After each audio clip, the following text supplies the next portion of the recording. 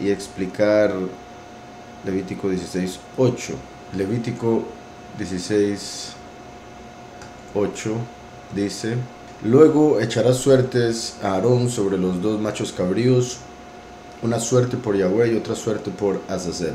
Entonces, que explique ese verso. En sí, todo el capítulo 16 tiene que ver con la fiesta llamada Yom Kippur, que sucede durante el 10º día del 7º mes. Va a ser el día, todo parece indicar, en el que van a matar a los dos testigos. Fue representado por el momento en que Yahushua fue muerto también. Es decir, Yahushua cumplió parte de pues en sí del ritual de Yom Kippur, y los dos testigos cumplen lo que falta. Yahushua murió en Pesach, pero espiritualmente cumplió parte de Yom Kippur, puesto que en Yom Kippur se traían dos machos cabríos que se parecieran mucho, que fueran perfectos según, ¿verdad? O sea, no tuvieran ningún problema físico ni nada por el estilo. Y los traían al templo, se tiraban suertes en el templo, y un macho cabrío era sacrificado para Yahweh, y el otro macho cabrío que se parecía era enviado libre al desierto para Azazel. Cuando Yahushua fue presentado junto a Barrabás por Pilato ante el pueblo, Pilato les dijo que escogieran quién debería ser liberado. Eso fue como tirar suertes.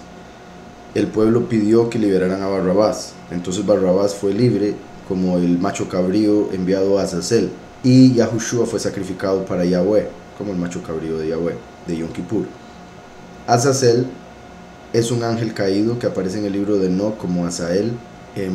Parece ser, ya sea, bueno, algunos creen que es una cuestión de la forma en que deletrearon el nombre, pero yo considero que Azael era el nombre original de él, pero Yahweh le puso una Zain extra para convertirlo en Azazel.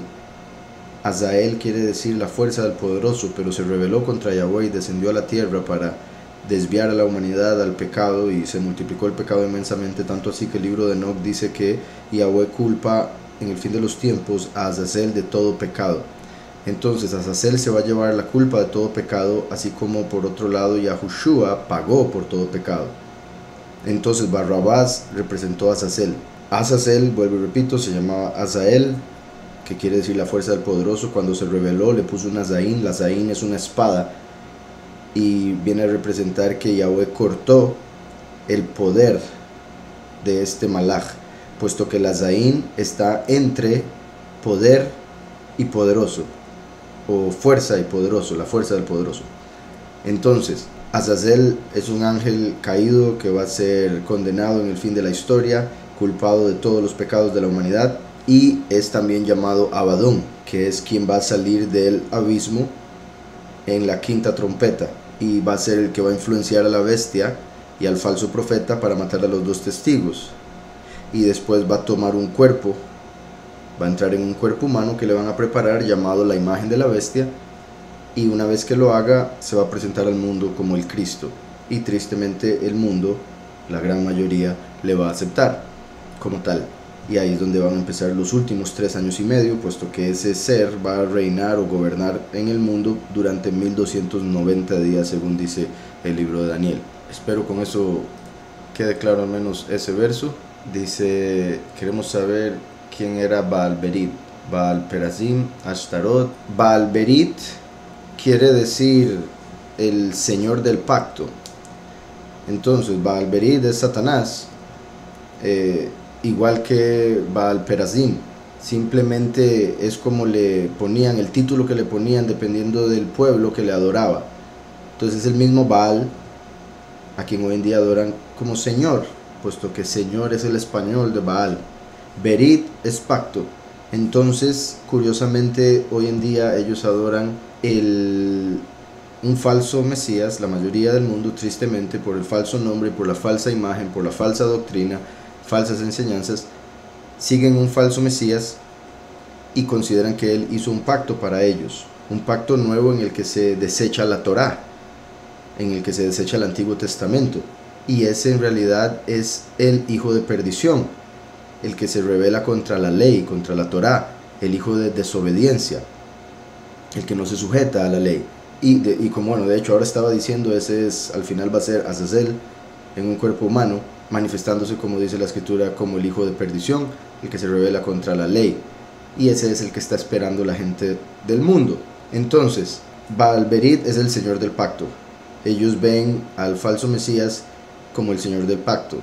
Es Baal-Berit, porque es quien los engaña con un pacto falso que dice que hay que desechar la Torah, por ejemplo, entre otras cosas, por supuesto. Ahora, Baal se conecta más con Lucifer, por si algo, con el que se conoce como Lucifer, Heilel. Moloch, Baal quiere decir señor, Moloch viene de Melech, que es rey. El término o el título Baal más comúnmente se utiliza para referirse a Lucifer, como dije, pero como expliqué ahora, o lo he explicado en otros momentos, cuando Azazel tome cuerpo, Azazel va a ocupar el lugar del alma. Nosotros, simplificando la forma en que estamos compuestos, somos un alma que tiene espíritu de vida y habitamos un cuerpo para poder estar en esta realidad, para poder movernos y demás, experimentar este mundo. En el caso del anticristo, el alma va a ser Azazel, el espíritu va a ser Lucifer y el cuerpo va a ser la inclinación al mal en todo su esplendor, representando así a Samael. Entonces el anticristo va a ser una combinación, curiosamente por eso el 666, una combinación de tres poderes negativos que van a traer la desolación a este mundo. Ahora bien, eso es lo de Baal-Berit. Astarot es la que se conoce también como la Gran Ramera, es una diosa adorada por todas las culturas con diferentes nombres: Astarot, Astarte, Semiramis, Devaki, Venus, María, Reina del Cielo, etcétera, etcétera, etcétera. Entonces es una diosa falsa, es la diosa más común en el sentido de cuando una religión adora a una mujer, es a ella con otro nombre. Y las diferentes religiones que adoran algo masculino, adoran o a Samael, o a Lucifer, o a Azazel. Y en sí las religiones que adoran muchos ídolos, tienen muchos dioses, adoran a grupos que están bajo uno de estos tres que acabo de mencionar: Samael, Heilel o Azazel. ¿Por qué se contradice Éxodo 32:14 con Números 26:19? Dice Éxodo 32:14. Entonces, y voy a leer esta traducción, que ese es el mayor problema en este aspecto por el que me pregunta.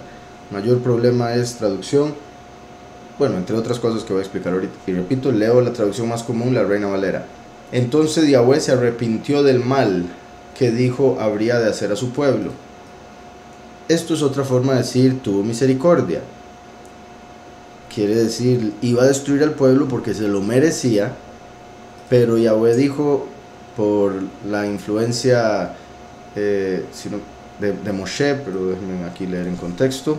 Dice, verso 11, entonces Moshe oró en presencia de Yahweh su poderoso y dijo: ¿por qué, Yahweh, se encenderá tu furor contra tu pueblo, el que tú sacaste de la tierra de Egipto con gran poder y con mano fuerte? ¿Por qué han de decir los egipcios, para mal los sacó, para matarlos en los montes, para exterminarlos de sobre la faz de la tierra? Yahweh buscaba esto de Moshe. Yahweh quería, o sea, es que hay varias formas de explicarlo, porque Yahweh se estaba manifestando a través de un malaj. El malaj es enviado para justicia, pero Yahweh además es misericordia. En sí se habla de que Yahweh tiene dos tronos, el trono de la misericordia y el trono de la justicia. Y cada trono se puede ver como el primero y el último. Yahushua vino a traer misericordia. La Ruach se posó sobre él, como Yahweh sobre el trono de misericordia. El último viene a traer juicio. Entonces Yahweh se posa como sobre él, pero de otra manera, o sea, para juicio, para justicia. El último es Micael, que es el malaj de Yahweh, que está, repito, conectado más con la justicia, la voz de Yahweh, el fuego consumidor. Entonces, un malaj de Yahweh es enviado para traer castigo a este pueblo, y al mismo tiempo Yahweh está probando a Moshe para ver cómo va a actuar. Curiosamente, y esto es muy particular, y esto también ayuda a ver que no hay contradicción alguna, lo que Yahweh le dice a Moshe que iba a hacer, lo termina haciendo, pero de otra manera. Le dijo que iba a destruir al pueblo. Moshe pensó, lo va a destruir inmediatamente. Entonces él se puso a interceder por el pueblo. Y aquí vemos un reflejo de Mashiach, Yahushua presentándose por nosotros. Nosotros merecemos la destrucción, pero él le pidió al Padre que no, a través de lo que Él hizo en el madero, y así pagó por nuestros pecados para que nosotros que creemos en Él podamos entrar en la presencia del Padre. Entonces aquí vemos un reflejo de eso, y como sabemos el testigo como Moshe es representado por Moshe también. Entonces es como en la apostasía viene el último y se presenta para que igualmente lo maten, de tal manera que los escogidos no solo entren al reino, sino que entren vivos sin experimentar muerte. Como he explicado, Yahushua vino a pagar por las almas, el último viene a pagar por los cuerpos, en sí por la tierra, pero como el cuerpo fue hecho del barro, entonces incluye los cuerpos de las personas. Por eso los escogidos que reconocen o aceptan al primero y al último, reciben el no tener que experimentar muerte durante este tiempo final. El Todopoderoso le dice que va a destruir al pueblo. Como dije, al final lo cumplió. ¿Por qué? Porque el pueblo murió en el desierto y el pueblo que entró, se podría decir, era nuevo. Aún así, por si algo, Moshe dice, pero más bien Yahweh le dice a Moshe que iba a destruir el pueblo y traería un pueblo nuevo a través de él. Eso era profético. Y repito, también lo hizo Yahweh. Moshe estaba pensando en ese momento como en un microcosmos, en lo presente. Yahweh estaba pensando en general, en lo que iba a ser a futuro. Yahweh mandó a Yahushua y Yahushua se convirtió en la raíz, de tal manera que en él no hay griego ni yahudí, libre ni esclavo, hombre ni mujer, todos somos uno. Entonces Yahushua vino a ser un nuevo pueblo para Yahweh, no de carne, sino de espíritu, porque desechó el de carne, como lo vemos en Jeremías, en otro montón de partes. Repito, el de carne, el que se deja llevar por la letra, el que se deja llevar por la inclinación al mal, etcétera, etcétera. Y Yahweh nos dice también a través de Pablo que Yahweh le va a quitar la ceguera a los que son de carne. ¿Pero para qué? Y me refiero a los de carne, me refiero a descendientes de Israel, por si algo. Los que son descendientes de Israel, de la carne, Yahweh les va a quitar la ceguera en este tiempo final, para que reconozcan al Mashiach a través de la doctrina de los dos testigos y puedan ser parte de los escogidos. Y en algunos casos, los que no acepten a los dos testigos, pero sí acepten a Yahushua HaMashiach, que sean parte del pueblo, de los muchos. En todo caso, aunque sean de carne, al aceptar a Yahushua, son hechos nuevos en espíritu. Por eso Yahushua le dijo a Nicodemo que es necesario volver a nacer. Espero eso esté claro. Entonces, cuando Yahweh le dice a Moshe que va a destruir al pueblo y va a traer un pueblo a través de él nuevo, se refería a que haría un pueblo nuevo a través de el intercesor que enviaría al mundo, que sería su hijo Yahushua. Y curiosamente después vendría el testigo como Moshe, quien al darles la semilla a los 144,000, todos se convierten en sus hijos espirituales, como Abraham, el padre de multitudes, el padre exaltado primero y después el padre de multitudes cuando se le cambia el nombre. Entonces el último viene y se convierte en el padre de los 144,000 espiritualmente hablando, porque es el que pone la semilla, y la semilla es Yahushua, la palabra de Yahweh. Entonces así va a ser Yahweh un pueblo entero nuevo a través de Moshe, el testigo como Moshe. Entonces al final todo lo que dice aquí fue profético, se cumplió, pero Moshe estaba preocupado porque destruyese al pueblo inmediatamente y que entonces los egipcios dijeran que Yahweh los sacó solo para matarlos. Yahweh sacó al pueblo para darse a conocer al mundo como el poderoso más grande, y en el sentido del único que existe en realidad, el poderoso vivo, no como todos los que creía la gente de Egipto y del mundo, para dar a conocer su nombre. Pero el pueblo era tan rebelde que llegó un punto donde la justicia ya no podía más y dijo: este pueblo tiene que ser destruido, no me importa lo que diga la gente. Pero en ese momento entra Moshe y le convence. Entonces estaba probando a Moshe, el Malach estaba aprendiendo misericordia, y Yahweh se estaba pasando del trono del juicio al trono de la misericordia a través de la intercesión de Moshe. Entonces se podría decir que el Malach representa al último y Moshe en este caso al primero. Dice: vuélvete del ardor de tu ira y arrepiéntete de este mal contra tu pueblo. Acuérdate de Abraham, de Isaac y de Israel tus siervos, a los cuales has jurado por ti mismo y les has dicho: yo multiplicaré vuestra descendencia como las estrellas del cielo y les daré a vuestra descendencia toda esta tierra de que os he hablado, y ellos la poseerán como heredad para siempre. Entonces Yahweh se arrepintió del mal que dijo habría de hacer a su pueblo. La palabra que aquí se traduce como se arrepintió del hebreo es como, bueno, de hecho se conecta con el término Noah, con el nombre Noah, que es reposo, descanso. Entonces es como reposó, como decía, se pasó a reposar al trono de la misericordia en vez del juicio. También se puede ver como reposó en el sentido de que ya no estaba tan enojado, porque se aplacó su ira al oír a un hijo de ese pueblo defender al pueblo entero, pedir misericordia, interceder, tener argumentos válidos, tener sabiduría que obviamente Yahweh mismo le había dado, pero usarla. Entonces se puede tomar como que reposó de lo que iba a hacer. Se podría ver como y reposó Yahweh del mal que había hablado para hacer a su pueblo. No es este mismo, pero es similar. Dice: además, el que es la estima de Israel no mentirá ni se arrepentirá, porque no es hombre para que se arrepienta. Me imagino, repito, por la pregunta y por decir que es contradicción, me imagino que esa es al que se refería. Aquí está, Números 23:19 era el que decía. Dice: Elohim no es hombre para que mienta, ni hijo de hombre para que se arrepienta. ¿Acaso dice y no hace? ¿Acaso promete y no cumple? Vean que en el verso anterior se arrepintió de hacer sufrir al pueblo, o sea, fue bueno, fue tener misericordia. Aquí se está refiriendo a cosas buenas. Él no se arrepiente de las promesas que nos ha dado. Él no se arrepiente de haber venido a morir por nuestros pecados. Él no nos miente con respecto a la vida eterna. Es a eso a lo que se refiere si se lee el contexto, o sea, si se ve el contexto, aún de solo este verso. Para que mienta, ni hijo de hombre para que se arrepienta.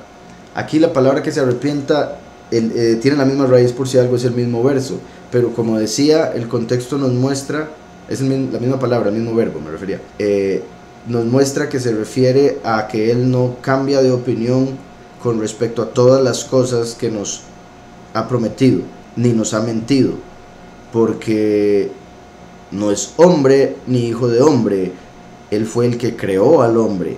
Él no está en carne con pecado, en carne con inclinación al mal, como para mentir o arrepentirse como hacen los hombres, de que un día le dicen algo a una persona positivo y al otro día se están quitando, hacen un contrato y después están fallando el contrato, dicen hasta que la muerte nos separe, y lo separa cualquier tontera, etcétera, etcétera. Entonces ese es el punto.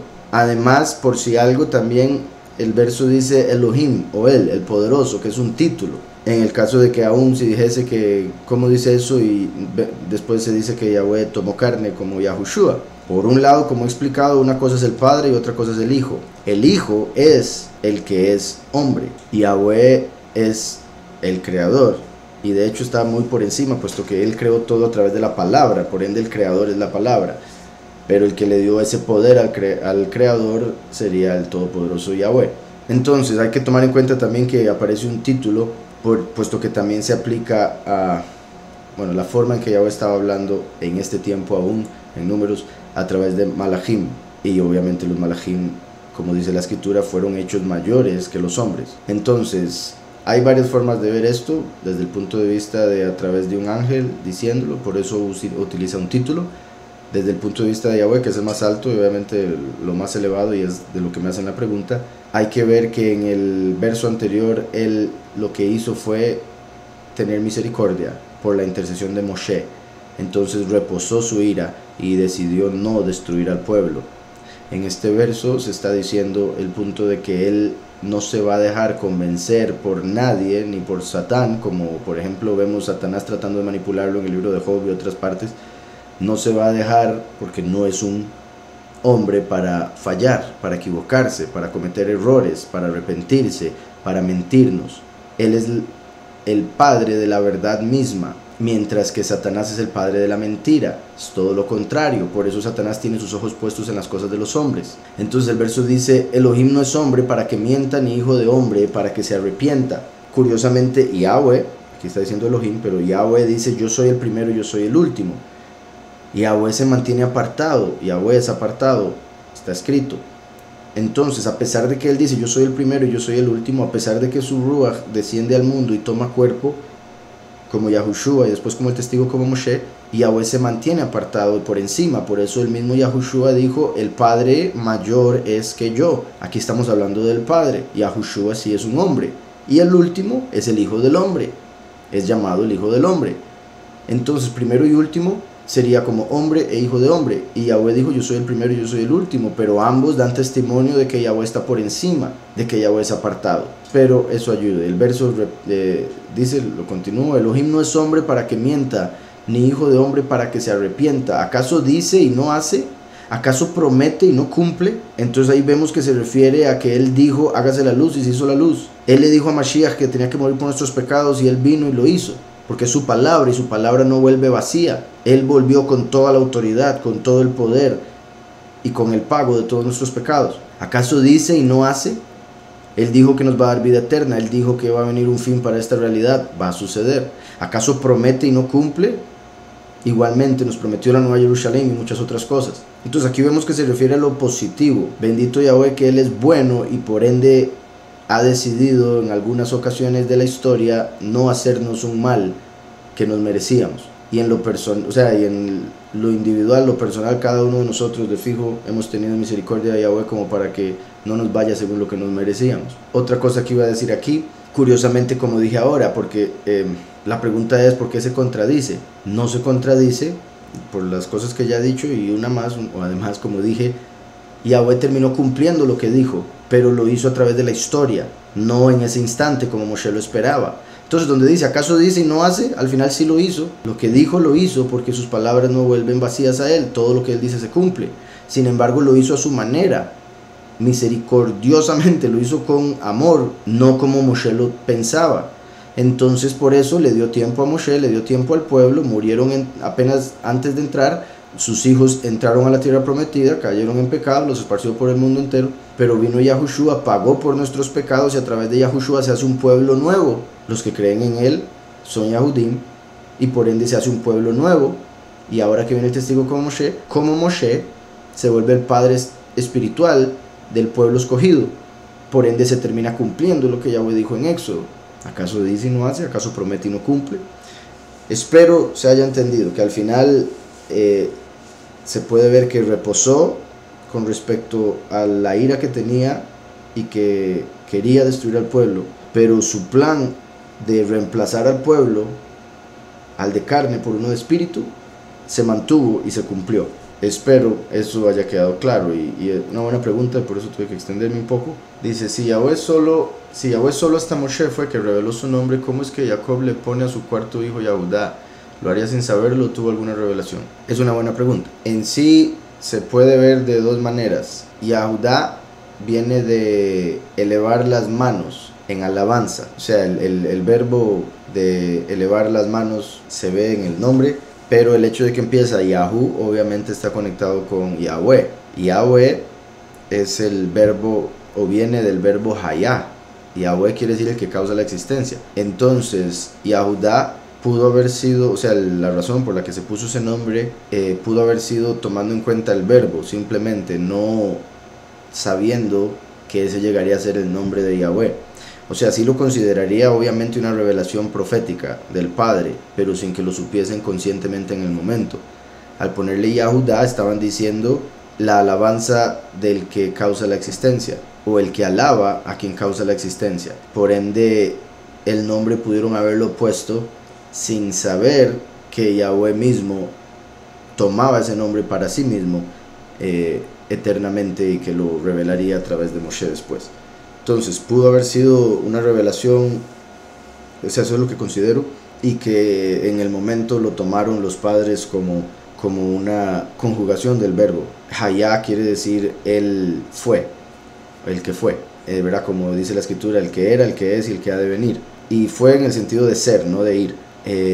Entonces, el que era, el que es y el que ha de venir, todo eso se ve en el nombre Yahweh, y por ende considero que ellos simplemente tomaron el verbo que también Yahweh usaría como su nombre propio en tercera persona, masculino, todo lo que ya he mencionado en otros momentos. Espero con eso quede claro. Solo hasta Moshe fue revelado su nombre. ¿Cómo es que Jacob le pone a su cuarto hijo Yahudá? ¿Lo haría sin saberlo o tuvo alguna revelación? Sí, como me imagino que sí, como dije, revelación sin estar consciente de lo que estaba recibiendo, puesto que Yahweh, cuando le da el nombre a Moshe, le dice que él se manifestó a Abraham, Isaac y Jacob con el nombre El Shaddai, o sea, con el título El Shaddai. no con el nombre Yahweh. Entonces le pudo haber revelado el nombre. También hay otra ocasión particular de Jacob, que lo había mencionado el hermano Celio hace un tiempo, cuando Jacob ve al cielo y menciona el nombre Yahweh. Y vuelvo y repito, Yahweh quiere decir el que causa la existencia. Entonces es el nombre de Yahweh en sí, porque es lo que envuelve absolutamente todo lo que él ha hecho, la existencia misma, y hace y continúa hasta la eternidad. Cabe la posibilidad de que recibiese inspiración para decir el nombre, pero él pensase que simplemente era una expresión, no el nombre del Todopoderoso, hasta después darse cuenta cuando, en este caso, cuando ya se lo recibe Moshe. Otras preguntas. Dice, por favor explicar Efesios 4:8. Leo en contexto desde el 7. Dice, pero a cada uno de nosotros fue dado el favor conforme a la medida del don de Mashiach. Por lo cual dice, subiendo a lo alto, este es el verso por el que me pregunta, por lo cual dice, subiendo a lo alto, llevó cautiva la cautividad y dio dones a los hombres. Verso 9, y eso de que subió, que es, sino también que había descendido primero a las partes más bajas de la tierra. Por el verso que me pregunta, dice, subiendo a lo alto, llevó cautiva la cautividad. Ahí se refiere a cómo, esto es una profecía mencionada anteriormente en la escritura. Aquí la está utilizando el apóstol para explicar que Yahushua ya lo cumplió, y por eso dice, por lo cual dice, el verso 8, subiendo a lo alto llevó cautiva la cautividad y dio dones a los hombres. Entonces, por el contexto, lo que veíamos anteriormente decía, pero a cada uno de nosotros fue dado el favor conforme a la medida del don de Mashiach. Entonces Mashiach nos da dones, nos da regalos, que se pueden ver, por ejemplo, como los 9 dones del Espíritu. Pablo explica eso y dice, por lo cual dice, subiendo a lo alto llevó cautiva la cautividad y dio dones a los hombres. Y Yahushua vino a quitar al enemigo, a quitarle la autoridad al acusador sobre todos aquellos que creen en Yahushua, para que ya el enemigo no pueda afectar y destruir como lo ha hecho por la historia.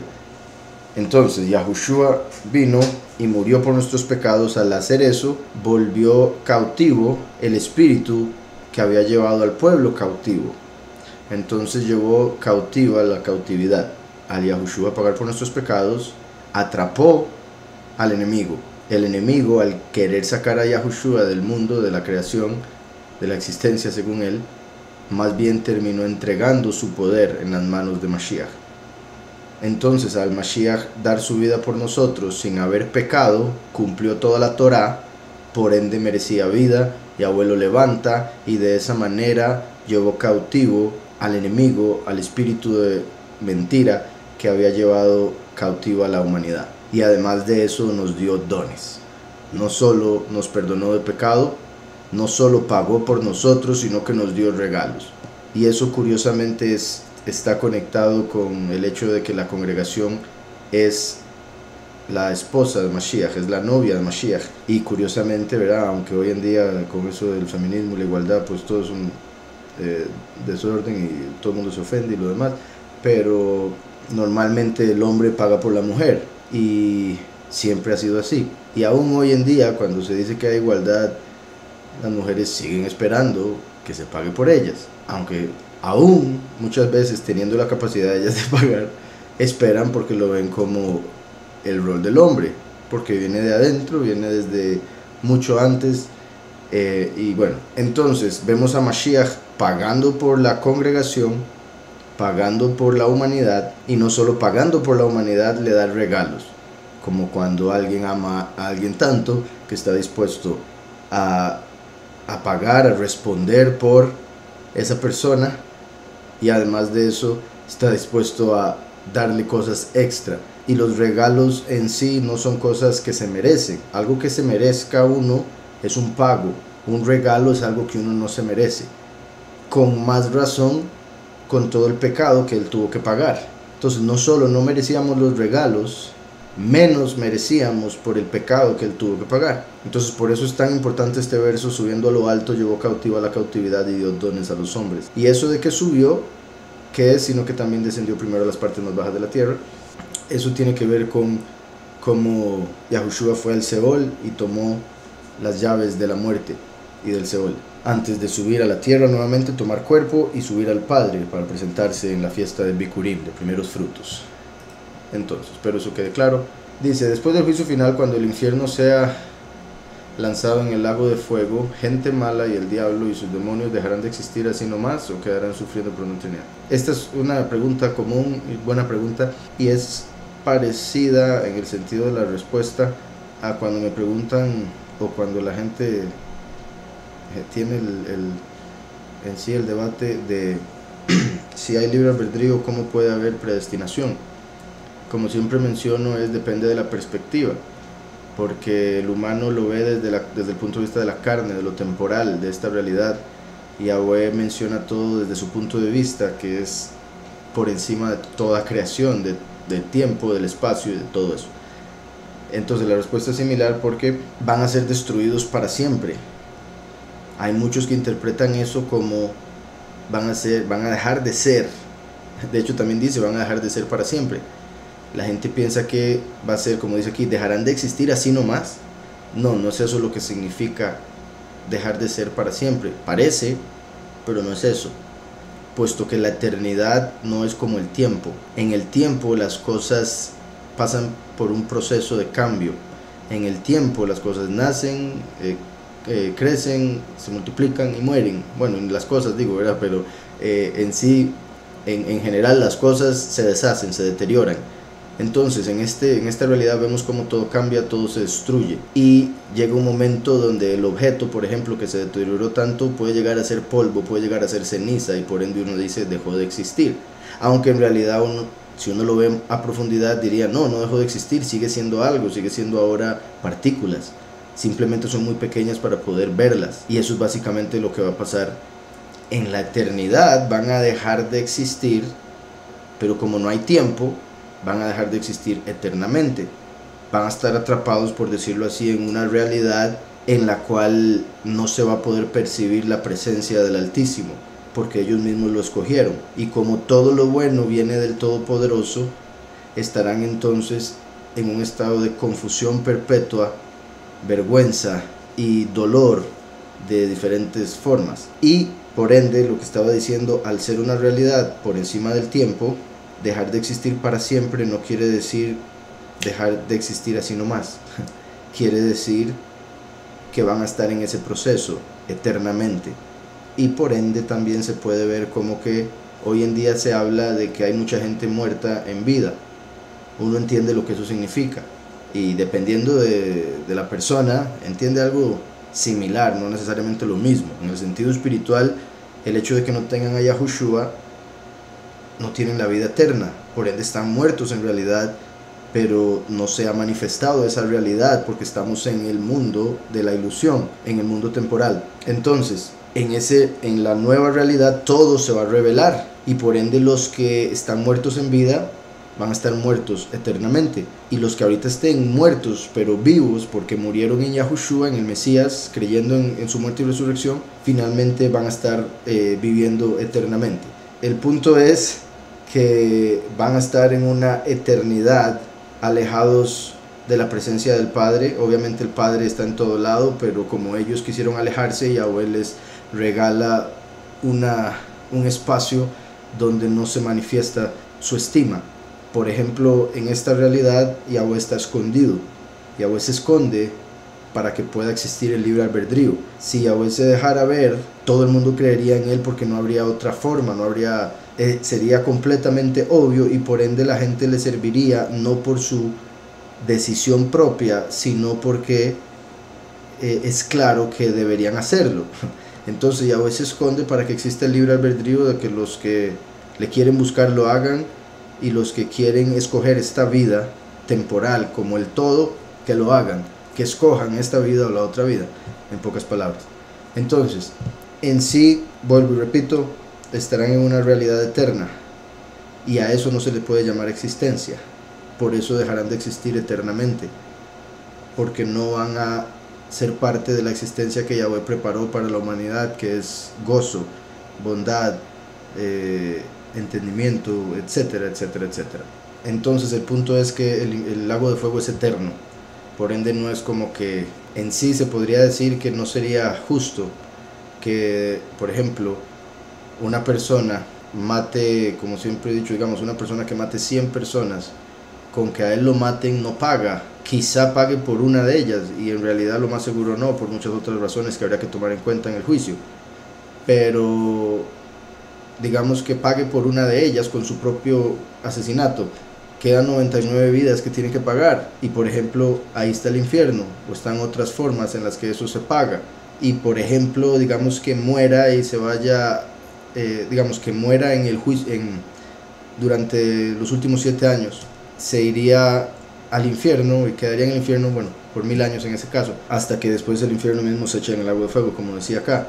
Ahí uno podría decir que ya en ese tiempo de fijo pudo haber pagado por esas 100 vidas, pues son 1000 años. Entonces uno por otro lado podría decir, si Lucifer, el acusador, fue el que por su rebelión, por su odio, etcétera, decidió acusar a la humanidad y llevarlo a ese punto de que cayera en el sufrimiento a través de ponerlo en, bueno, a romper la Torah, a romper los mandamientos de Yahweh, entonces se podría decir que el mismo Lucifer, por tanta muerte que ha ocasionado, que ha provocado, debería pagar de una manera justa. Y si fuese él destruido sin dejar rastro inmediatamente, no sería tan justo, y por eso es que lo que menciono de ese lugar es el lago de fuego, que de hecho, como está escrito, el infierno fue hecho para Satanás y sus ángeles, no fue hecho para el humano, pero Satanás engaña al humano para que él se vuelva un mensajero de Satanás, un ángel de él, y por ende termina ahí. Dice en Deuteronomio 23:1, dice, aplica para los hombres que ya tienen hijos y se hicieron la vasectomía para no tener más hijos. Deuteronomio 23:1 dice, no entrará en la congregación de Yahweh el que tenga magullados los testículos o amputado su miembro viril. En eso, bueno, se refiere a lo carnal, y no me refiero a, o sea, me refiero a la interpretación de la letra de la carne con respecto a este mundo, y esto es para dar a entender algo espiritual. Entonces, en el sentido físico, una persona que haya hecho algo a sus, bueno, que no se pueda ya multiplicar, básicamente, esa persona no podría servir en el templo. Ese es el punto, no podría ser parte del servicio del templo. A eso es a lo que se refiere. En el sentido espiritual de la congregación de Yahweh, espiritual, que es el templo de Yahweh, aquel que, por ejemplo, diga creer, pero no esté dispuesto a profesar lo que cree, a defender lo que cree, a traer a otros a la vida, como le dijo Yahweh a Ezequiel, bueno, y también a Jeremías, con respecto a cómo uno debe, si ve a alguien en pecado, debe informarle, ¿verdad? Yahweh le dice a Ezequiel de que si ve a alguien haciendo algo, Yahweh le dice que le vaya a hablar a esa persona. Si lo hace, el profeta o la persona guarda su vida, pero si no lo hace, sería culpable de esa otra persona también. Entonces, las personas que son así, espiritualmente, tienen esto. No se pueden multiplicar porque no ponen la palabra de Yahweh en los corazones de las personas. Entonces es como una persona, ¿se acuerdan la parábola de los talentos? El hombre que tenía un talento y lo escondió, y cuando llegó el soberano le dijo, ¿qué hiciste? Y le dijo, aquí está su talento, porque yo sé que usted es un hombre duro, y esto y lo otro y lo otro. Y le dijo, ok, entonces agarren ese talento y désenlo al que tiene 10, y a él sáquenlo de mi presencia, porque me quiere ver malo. Entonces ahí vemos un ejemplo de una persona espiritualmente con los testículos magullados o amputados su miembro viril, porque no pueden poner la semilla, no pueden multiplicar a la congregación, que es la mujer. Entonces ese es el punto espiritual, y en lo literal también ya lo expliqué, espero eso quede claro. En todo caso, también hay que ver 2 puntos, en caso de que esté pensando en si falló, si el padre lo está viendo de alguna manera o algo así negativa, a la persona que haya pasado por eso. Por un lado hay que tomar en cuenta si se hizo antes o después de conocer a Yahweh. Si se hizo antes, pues por decirlo así, está todavía más libre, en el sentido de que lo hizo en ignorancia, y le puede pedir perdón a Yahweh por haber hecho ese corte en el templo, por decirlo así, que es el cuerpo humano, y obviamente arrepentirse de haber hecho algo que puede afectar su cuerpo, y obviamente Yahweh le perdona. De por sí, carne y sangre no heredará el reino, y él nos da un cuerpo nuevo, bendito Yahweh. Por otro lado, además de que pudo haber sido antes, aun si fuese después, el punto positivo, como menciona, es que ya tiene hijos. Y lo que nos dice la escritura, o lo que está conectado con el ser fructífero, lo que dice la escritura que le dijo a Adán y Eva, se ve como un mandamiento de multiplicarse. Vemos en la escritura que la mujer se salvará teniendo hijos, y vemos otro montón de factores importantes con respecto a multiplicarse en este mundo, puesto que Yahweh lo mandó en Génesis. Como dije, la multiplicación espiritual se refiere a poner la palabra de Yahweh en el corazón de las personas para que crezca su pueblo. Puede ser que, más bien, al ya haber tenido hijos, ya cumplió el mandamiento de multiplicarse, ya cumplió el mandamiento de ser fructífero. Y en sí, al menos si quiere ese punto también, en el judaísmo se habla de que con un hijo y una hija se ha cumplido eso por ya tener la pareja. Pero lo digo para que tenga todos esos puntos ahí en mente cuando quiera pensar en eso, o en orar y demás. Bueno, ¿podría Zacarías 14:12 hablar de una gran bomba atómica en el final de los tiempos? Dice Zacarías 14:12: esta será la plaga con que herirá Yahweh a todos los pueblos que pelearán contra Jerusalén. Su carne se corromperá cuando aún estén con vida, se les consumirán en las cuencas sus ojos y la lengua se les deshará en la boca. Sí, hay cada vez que yo leo este verso se me viene una imagen a la cabeza que de hecho yo utilizo en uno de los videos de las canciones, solo que no recuerdo en cuál es el video, que creo que es de Terminator, que hay una explosión y de hecho es como en un sueño, una cosa así, y la mujer está agarrada de una malla y el fuego llega al punto de quemarlo todo y sus huesos siguen agarrados de la malla, pero toda su carne fue consumida. Y aquí vemos en la escritura que eso literalmente va a pasar. La gente va a estar de pie y sus ojos y su lengua se va a consumir, como dice otras partes de la escritura. Aquí mismo dice: esta será la plaga con que herirá Yahweh a todos los pueblos que pelearon contra Jerusalén. Su carne se corromperá cuando aún estén con vida, se les consumirá en las cuencas sus ojos y la lengua se les deshará en la boca. En aquel día habrá entre ellos un gran pánico enviado por Yahweh, y etcétera, etcétera. Ahora, puede ser así, como dice, como lo dijo, una bomba atómica, aunque también digamos que habría que ver todo el contexto, puesto que cuando se dé ya la guerra de Armagedón, nosotros vamos a venir con un cuerpo nuevo y teniendo poder que quizá para los del cuerpo viejo, ¿cómo lo puedo poner? Al ser Yahweh el fuego consumidor, y como he mencionado en hebreo, la palabra piel se pronuncia muy similar y se escribe muy similar a la palabra luz, solo se cambia una letra, y la letra que se cambia son de las letras que se pueden cambiar por la forma en que el hebreo funciona y cómo se pueden cambiar unas letras para encontrar cosas más profundas, mensajes que el Todopoderoso nos da. Y con lo de eso se puede ver que así como ahorita nuestra piel es hecha de barro, parece ser que en el otro mundo nuestra piel va a ser hecha de luz, y si lo vemos en el sentido físico, de fotones, partículas de luz en vez de partículas de polvo.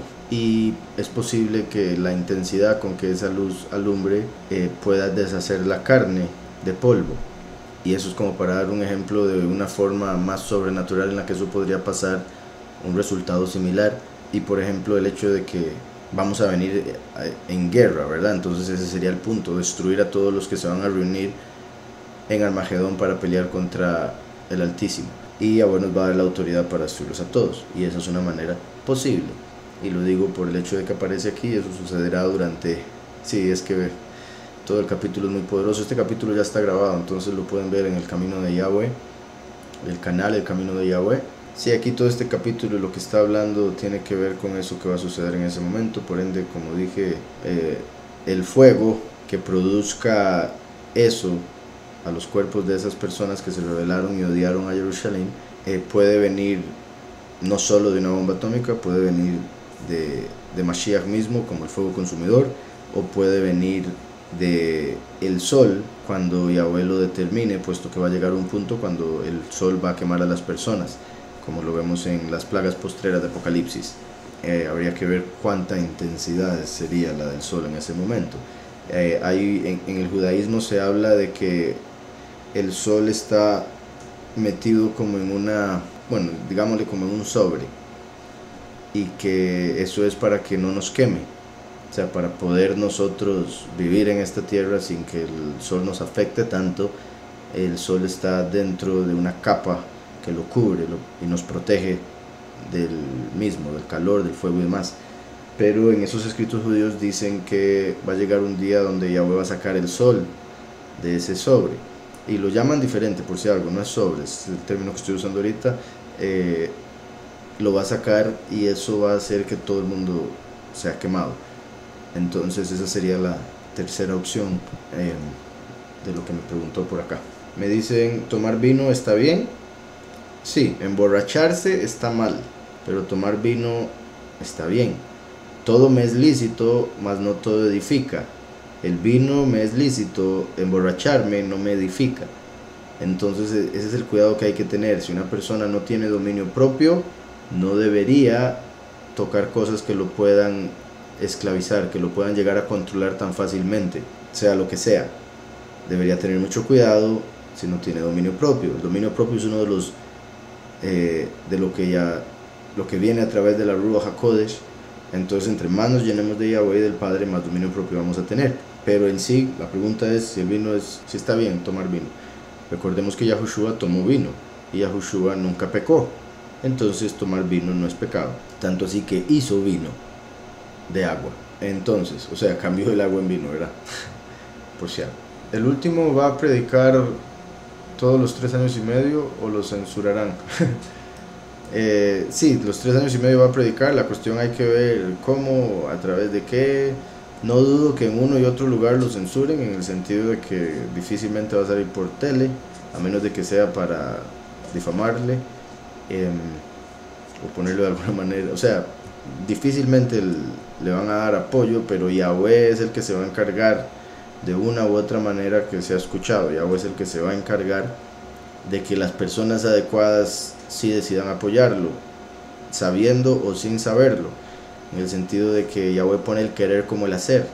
Entonces, digamos, algunas personas no van a saber por qué apoyan, pero van a sentir el deseo de hacer algo, de impulsar el mensaje o otras cosas. En sí, el punto va a ser que ya va a llegar el momento en el que el enemigo va a decir que es mucho y va a necesitar influenciar a los líderes del mundo para que maten a esas dos personas.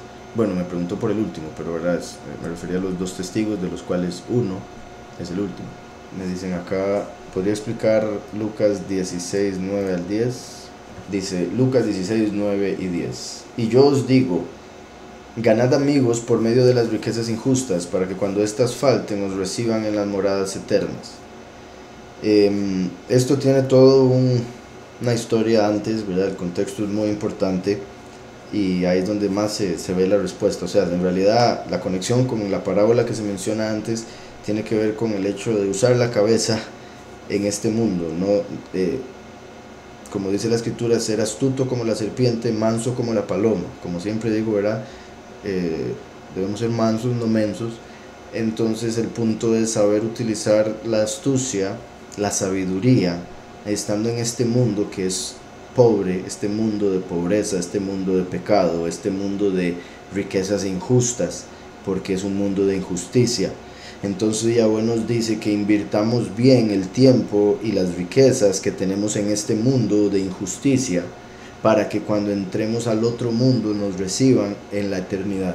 El punto es saber invertir esta vida para poder entrar a la vida eterna. Y yo os digo, ganad amigos por medio de las riquezas injustas, como buscar hacer el bien al prójimo, amar al prójimo como uno mismo, estando en este mundo, con lo que Yahweh nos da, con lo que obtenemos en esta realidad. Ganad amigos, y además también el hecho de predicar de Mashiach. Mashiach dijo que nos hizo amigos, por eso nos reveló las cosas. El siervo no se le dice por qué se hacen las cosas, al amigo sí. Yahushua nos revela las cosas porque nos hizo amigos. Entonces, ganad amigos es como también al predicar de Yahushua nos ganamos amigos en el cielo, a Yahushua, al Padre y a todos los ángeles. Entonces, si nos sacan de este mundo porque es injusto, o sea, si nos matan, Yahweh nos recibe en las moradas eternas, donde hicimos amigos. Yo os digo, ganad amigos por medio de las riquezas injustas, para que cuando éstas falten os reciban en las moradas eternas. El que es fiel en lo muy poco, también en lo más es fiel. Y el que en lo muy poco es injusto, también en lo más es injusto. Este verso, como lo notaron algunos, me imagino lo menciono en la praxis. Y ahí lo menciono porque el tema de toda la praxis, de hecho, empieza como mala praxis, porque en el cristianismo eso es lo que están haciendo. Los doctores de la ley, a través de la doctrina falsa, están haciendo una mala praxis en las personas que los escuchan. Entonces la canción se trata de enseñar, de mencionar muchos puntos importantes con respecto a la verdadera doctrina, Mashiach, el error de la doctrina falsa, ya sea cristiana, católica, lo que sea, y demás. Entonces al final menciono este verso porque Yahushua lo menciona antes de cuando dice que no se puede adorar a la fortuna y a Yahweh. No se puede adorar al poderoso de este mundo y a Yahweh, porque se amará a uno y se odiará al otro, o se odiará al uno y se amará al otro. No se puede amar a dos soberanos. Entonces hay gente que ama este mundo, ama al poderoso de este mundo, que llaman al Dios de este mundo. Aman a Dios.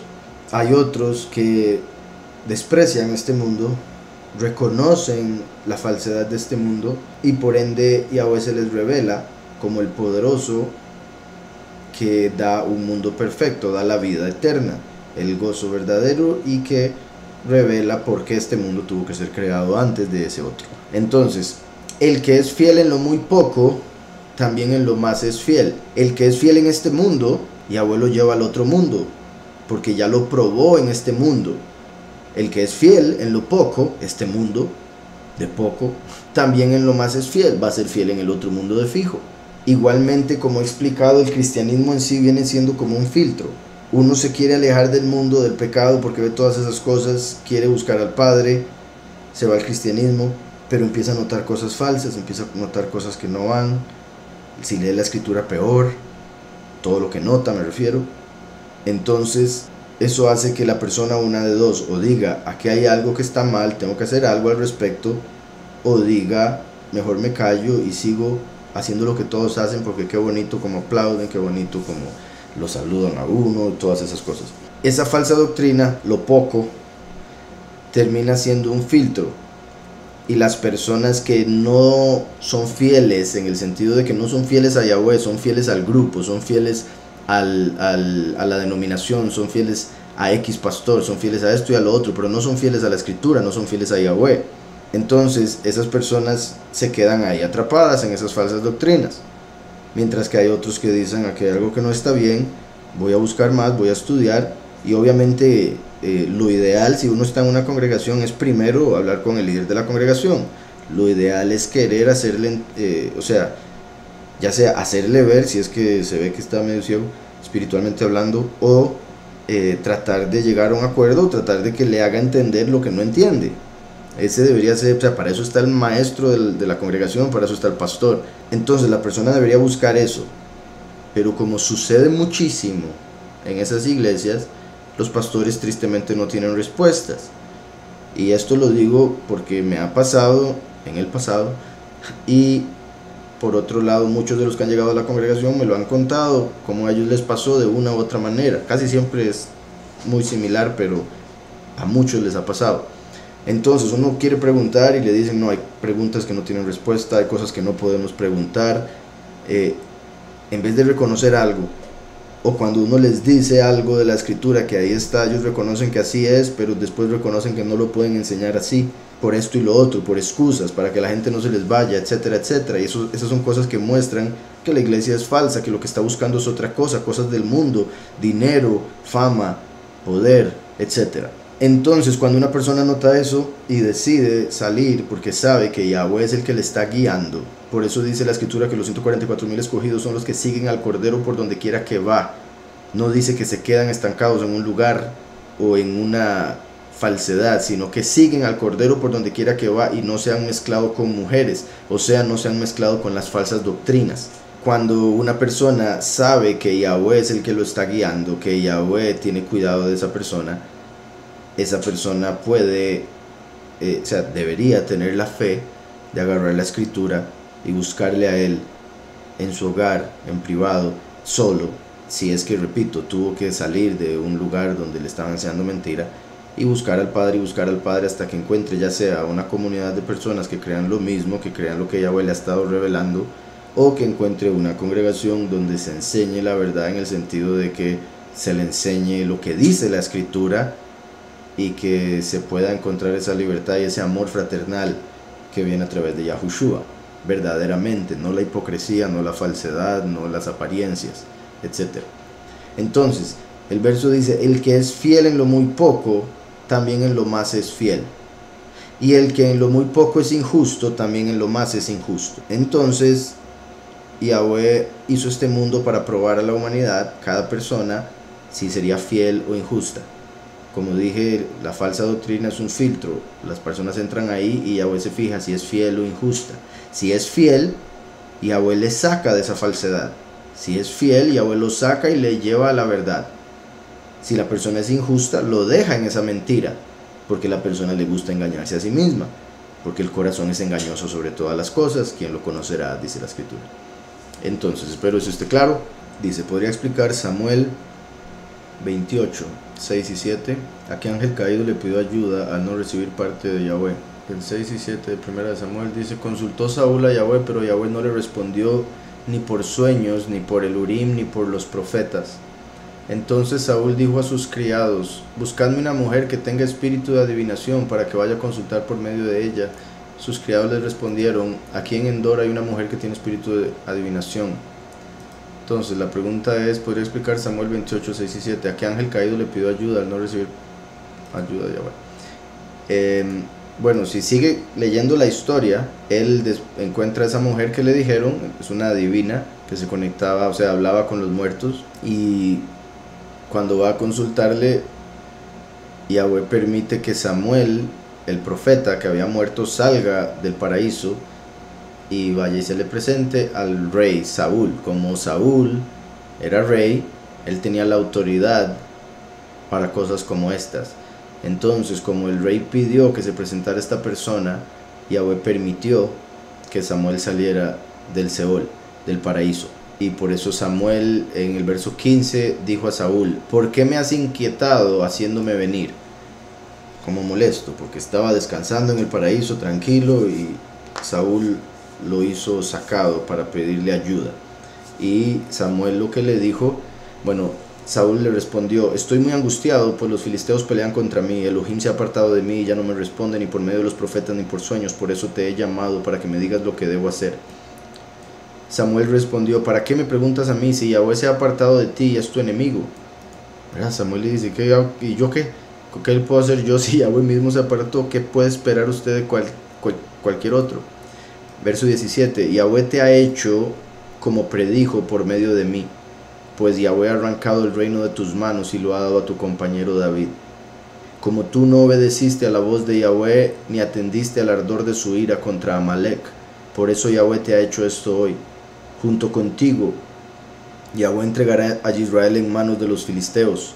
Mañana estaréis conmigo tú y tus hijos. Eso es sorprendente. Saúl sacó el alma de Samuel del paraíso, y este le dijo que mañana lo acompañarían, él y sus hijos. Y Yahweh entregará también el ejército de Israel en manos de los filisteos. Entonces, al que consultó fue a Samuel. Explicar Levíticos 7, 20 y 21. La persona que, estando impura, coma la carne del sacrificio de Shalom, el Shelamim, el cual es de Yahweh, será eliminada de su pueblo. Además, la persona que toque alguna cosa inmunda, ya sea inmunda de hombre o animal inmundo, o cualquier abominación inmunda, y coma la carne del sacrificio de Shalom, el cual es de Yahweh, esa persona será eliminada de su pueblo. Aquí está hablando de un tipo de sacrificio que se hacía cuando estaba el templo y demás, que si alguien se atrevía a comer de eso, que era de Yahweh, en vez de, y es que en un segundo para leer más contexto, aquí en el Levítico 7 se dan todas las leyes de varios de los sacrificios. Se hacían 6 tipos de sacrificios. Yo, como ya saben, ya he explicado esto en el Camino de Yahweh, por si lo quieren ver todo Levítico 7, así todo el libro de Levítico ya está explicado, entonces pueden ahí ver una explicación más a fondo. Entonces habían varios tipos de sacrificio. El sacrificio Shalamim es el sacrificio de paz, que se refiere a cuando una persona estaba bien con Yahweh, en el sentido de que ya había hecho todo lo que necesitaba hacer, ya sea según lo que él interpretaba de cumplir los mandamientos, y el sacrificio por ejemplo, de culpa. Si tenía un pecado, traía un animal para sacrificio de culpa y se le quitaba la culpa por la muerte del animal. El animal lo representaba a él, entonces el animal pagaba con su muerte, pagaba el pecado de esa otra persona. Pero el sacrificio de Shalom, el sacrificio de paz, se refiere a un sacrificio que se hacía ya después de no tener culpa, que era como algo extra, un regalo. Se puede ver como similar al diezmo y la ofrenda. Diezmo es un pago, ofrenda es un regalo, es algo extra. Entonces el sacrificio Shelamim, o los sacrificios Shelamim, son esos. Y me decía 20 y 21, pero empieza desde el verso 11. Decía entonces: la persona que estando impura coma la carne del sacrificio de paz. Entonces eso quiere decir, si alguien hace un sacrificio de paz, por ejemplo, pero no está en paz con Yahweh, en realidad le va a caer mal, va a ser de pecado para sí mismo, porque tiene una culpa por la que no ha pagado. Y es similar, no es exactamente igual, pero a lo que mencionaba ahora con respecto a la cena de Pesaj. El comer el pan y el vino sin saber lo que se está haciendo es como comer la carne del sacrificio de paz estando impuro. Entonces dice: la persona que estando impura coma la carne del sacrificio de paz, el cual es de Yahweh, será eliminada de su pueblo. Además, la persona que toque alguna cosa inmunda, ya sea inmunda de hombre o animal inmundo, o cualquier abominación inmunda, y coma la carne del sacrificio de paz, el cual es de Yahweh, esa persona será eliminada de su pueblo. Entonces, si una persona tocaba un cuerpo muerto, por ejemplo, se volvía impura. Entonces debía hacer un proceso de purificación y bañarse, y después al otro día llegó a estar pura. Entonces podía, en ese caso, hacer el sacrificio de paz. Pero si estaba impura por haber tocado algo que no debía, se le pegaba la impureza a la carne al cuerpo, y cuando comía el sacrificio de paz chocaba con lo que eso significaba, representaba, y por ende traía pecado a la persona.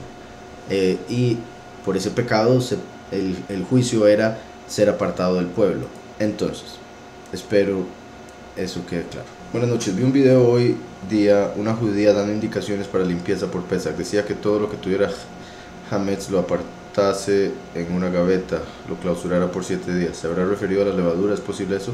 Sí, Hametz es levadura. La escritura nos dice que no, bueno, la forma que está escrito es que no se debe encontrar levadura en el hogar, y eso es para dar a entender que no debe haber hipocresía en nuestro corazón. No debe haber falsedad, la levadura de los fariseos, la hipocresía, la soberbia. Eso es lo que se trata. Pero en lo que respecta a la fiesta, por 7 días no se come pan con levadura. En el sentido judío, o sea, si nos vamos a la forma en que lo hacen los judíos, es cualquier cosa, cualquier alimento que pueda tener algo que se pueda tomar como levadura. Y eso es una lista bastante grande. Me preguntan acá, ¿existieron los Anunnakis? Sí, pero desde el punto de vista de la escritura no se llamaban Anunnakis, se llamaban Nephilim. Y la historia es un poco diferente a como la cuentan los que hablan de los Anunnaki.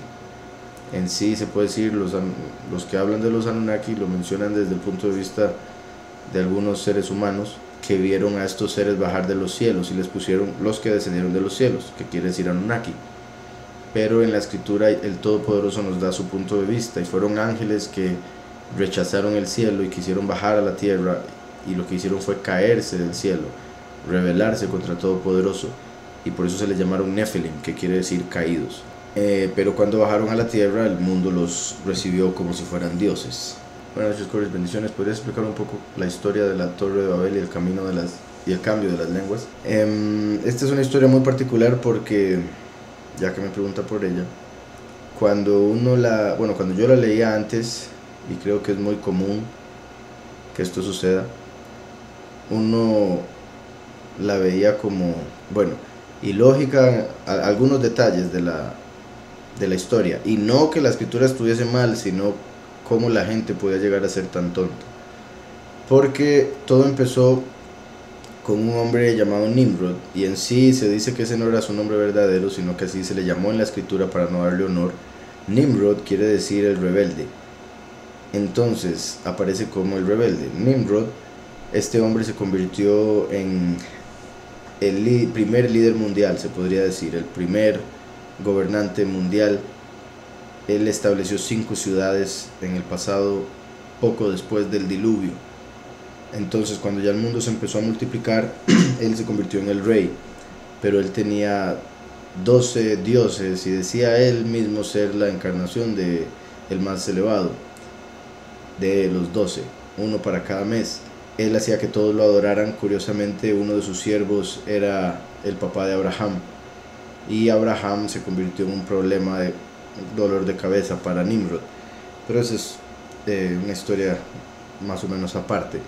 Entonces este Nimrod llegó un momento donde le dijo a todas las personas que lo seguían que como ya se había dado un diluvio, entonces que por qué no hacían ellos una torre, de tal forma que si el Todopoderoso decidía mandar otro diluvio, ellos pudieran subir hasta lo más alto y no ahogarse. Además de esto, que era la razón principal de hacer esa torre, ellos querían, hacerse un nombre como los más altos y poderosos del mundo entero y aún de los cielos, puesto que su idea era llegar a los cielos, entrar a los cielos, y habían 3 grupos diferentes de gente de lo que querían hacer. Unos querían entrar a los cielos y pelear contra el Todopoderoso, otros querían entrar a los cielos y establecer ahí sus propios dioses, sus ídolos, otros querían entrar y básicamente tomar ahí el cielo, ¿verdad? Como ocuparlo. Entonces ahí es donde, por ejemplo, uno decía, qué tonto esto, cómo se les ocurría que iban a poder entrar al cielo. Y ese pensamiento es por todo lo que se nos ha enseñado desde la escuela con respecto al mundo en el que vivimos. Sin embargo, si uno, por ejemplo, decide dejar de lado por un momento, y después para siempre, pero por un momento todo lo que se le enseñó a uno en este mundo, y decide ponerle atención a lo que está diciendo la escritura, lo que nos está diciendo el Todopoderoso a través de la escritura, que ya se ha probado una y otra vez que es información celestial, pero aún así hay muchos que no lo consideran así. Cuando vemos en la escritura dice que Yahweh descendió para ver qué era lo que estaba pasando. Eso se refiere a, hay varias formas de verlo. Una de las cosas es que mostró su humildad y la forma en que un juez debería actuar, de ir y ver los sucesos, si es que puede, obviamente, ir y ver todas las pruebas y demás. Entonces Yahweh descendió y vio lo que estaba haciendo el hombre, y dice la escritura que como todos estaban actuando unánimes, lo cual es sorprendente, que todo el mundo estaba actuando con un mismo pensar, que es lo que están tratando de hacer ahorita. Están tratando de volver nuevamente a ese mundo que Nimrod estaba tratando de establecer, y todo eso es parte de lo que muestran con todas esas supuestas idas a la luna y al Marte y todas esas cosas. El ir al espacio es como un reflejo de la idea de Nimrod, de ir a los cielos y conquistarlos. Entonces Yahweh descendió y él dijo que como estaban unánimes, no había nada que no pudiesen hacer. Como la humanidad estaba unánime con respecto a lo que querían hacer, lo iban a lograr. Entonces la escritura dice que ellos iban a lograr entrar al cielo, y si iban a lograr entrar al cielo es porque hay entradas, y hay entradas, como lo dice el libro de Enoch, como lo dice la escritura. Hay una ventana que fue de la que bajó todo el agua del diluvio. Entonces, como ahí es donde uno ya debería empezar a comparar eso con lo que se nos ha dicho y investigar más para encontrar que se nos ha mentido más de lo que uno pensaba. Pero además de eso, entonces Yahweh dice que como ellos estaban unánimes, iban a lograr lo que querían, entonces era necesario hacer algo para detener la construcción de esa torre. La torre se dice, según el libro de Yashar, que su circunferencia era de 3 días de caminata, para que se den una idea de cuán ancha era esa torre y por ende cuán alta podía llegar a ser. Eran 3 días de caminata para poder darle vuelta a toda la circunferencia de esa torre. Entonces, cuando Yahweh desciende, ve que lo van a lograr, entonces manda 70 malachim, 70 ángeles, para que cambiaran el lenguaje de la humanidad. Antes se hablaba solo hebreo. Esto, por supuesto, hay opiniones diferentes, como siempre, todo para ir en contra de la escritura, pero bueno, antes se hablaba solo el idioma celestial, hebreo, pero en ese momento se les quitó el hebreo y cada uno aprendió un idioma diferente. Todo empezó con 70 idiomas, ahora hay montones más y dialectos y demás por la confusión de los siglos, pero ahora a través de la tecnología están tratando de volver a una sola lengua. Por ejemplo, uno puede tener aparatos que cuando uno habla en el idioma de uno lo puede traducir al idioma que quiera para que otra persona escuche. Entonces están tratando de llegar otra vez a eso de la Torre de Babel. Entonces Yahweh envió los ángeles, cambió los idiomas y solo le dejó a la familia de Eber, por eso el hebreo, a Abraham. Solo a él le dejó el idioma hebreo, o sea, el Lashon HaKodesh, que es el idioma apartado que llegó a convertirse en el idioma de Abraham y por ende llamado hebreo. Espero con eso quede claro. Dice aquí, ¿fue destruida la Torre de Babel por un ángel? Pues se podría decir que sí. En cierta forma esa respuesta nunca falla, porque se puede decir que todo Yahweh lo hace por un espíritu que él envía, y un enviado es un ángel. Entonces en teoría siempre va a ser así, pero la forma en que se dio también fue un terremoto que hizo que se despedazara una tercera parte, se tragara la tierra una tercera parte y la otra tercera parte quedara como testimonio para las naciones de ese tiempo, para que no volvieran a actuar igual. Pregunta acá alguien, ¿qué tiene de error el calendario del colombiano? Me imagino que se refiere al calendario de un caballero llamado Alex, del cual me han enviado varios videos, bueno, un video, un PDF y unas cuantas cosas más, y creo que de hecho me enviaron algo extra que todavía no he visto en el email, por si algo. Pero una hermana me envió, por ejemplo, un video de 3 horas y ya logré terminarlo, y en lo que vi y lo que mencioné, por si algo, no sé si vio bueno, me imagino que no, porque no estaría haciendo la pregunta, pero en el canal nuestro del Camino de Yahweh, ahí expliqué, hubo 2 estudios, el estudio de Ezequiel 12 y el estudio, no, bueno, ese fue el principal, pero creo que el pasado, antes de ese, también mencioné unos cuantos detalles con respecto a ese calendario. Entiendo la razón por la que él considera que el calendario empieza este año, dice que el 2 de mayo, y eso se debe a que cuando vemos con un programa de computadora los cielos, bueno, el sol está saliendo en la constelación de Aries. Sin embargo, el punto en el que él lo pone es como a la mitad de Aries, y se tienen que tomar 30 días para recorrer todo Aries. Ahí ya hay algo que me parece extraño. Por otro lado, él dice que la constelación que hay que tomar, como que termina, bueno, no lo dice así, pero así lo explico yo por lo que logré ver, que la constelación que se tiene que tomar como una aguja del reloj para poder entender cuándo se empieza sería la Osa Menor, y que son 2 estrellas que tiene la Osa Menor, la Polaris, que es la que está en el norte, está en el punto principal norte y todas las estrellas dan vuelta alrededor de ella, y la Kokab, porque es un nombre hebreo, lo cual en realidad pues en sí no tiene sentido llegar a esa conclusión solo por esas 2 razones, puesto que si vemos esas estrellas, esa constelación, la Osa Menor, hace un par de milenios no era el centro del norte, y por supuesto hace 4 milenios todavía menos, y hace 6 milenios era de hecho el dragón. Entonces, el decir que esa es la aguja del reloj lo considero un error, puesto que se mueve, se ha movido, y eso quiere decir que no es confiable.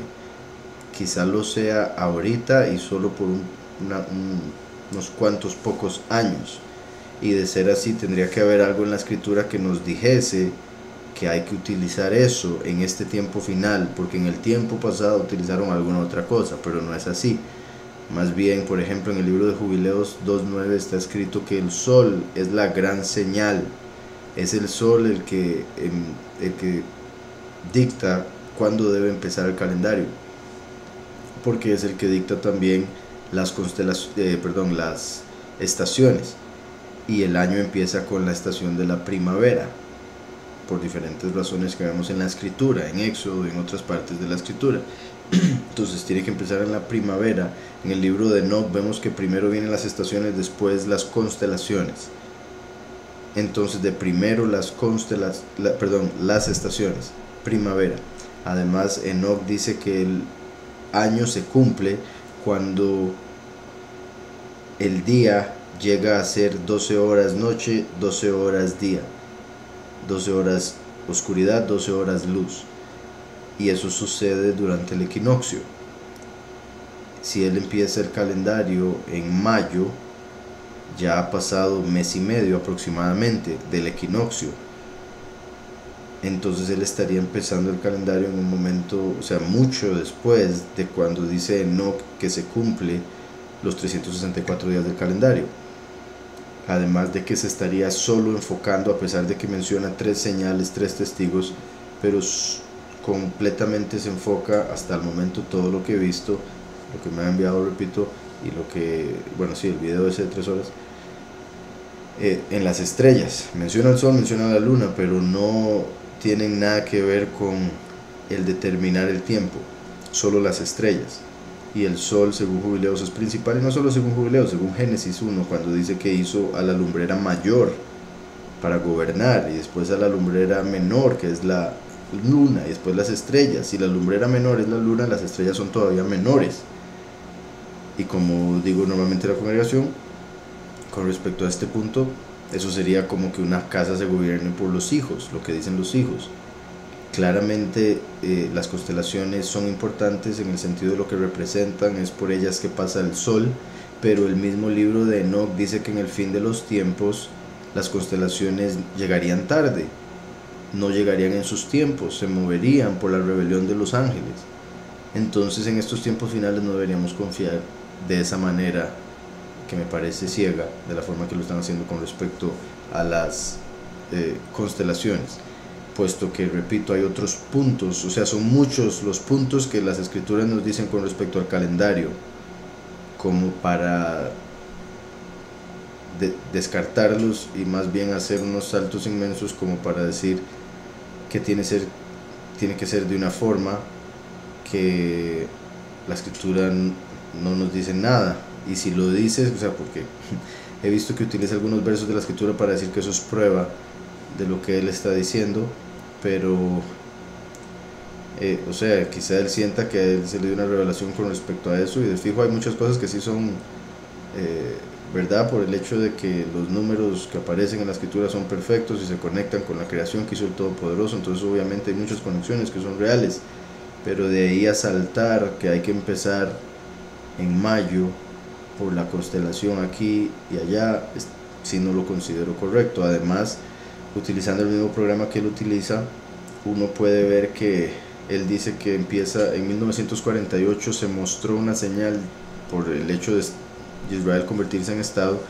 Él determina que el calendario ese año empezó el 4 de mayo, si no me equivoco ese fue el día que dijo, 4 de mayo. Este año dice que empieza el 2 de mayo. No sé cómo él contará por el día extra de los 365 del sol, puesto que el calendario es de 364, como para que ahora sea el 2 de mayo después de haber sido el 4 de mayo en ese tiempo. O sea que solo se haya movido 2 días, es mi pregunta. Y además de eso, y lo digo en el sentido que no he visto ninguna explicación de eso o cómo hará, pero mi punto principal con respecto a esto es que si uno busca en las estrellas, en ese programa que él mismo utiliza, en cuestión de 72 años que han pasado desde 1948, bueno, y un poco más, desde que se hizo el Estado de Israel, que él dice que esa es una señal del calendario, con solo esos 72 años, que no es mucho en lo que respecta a la historia humana, se ha dado un cambio radical en el cielo, en lo que respecta a las estrellas, tanto así que el día que él dice que empezó el año, ese año, comparado con este año, cuando está diciendo que empieza, el sol sale en una posición diferente de Aries.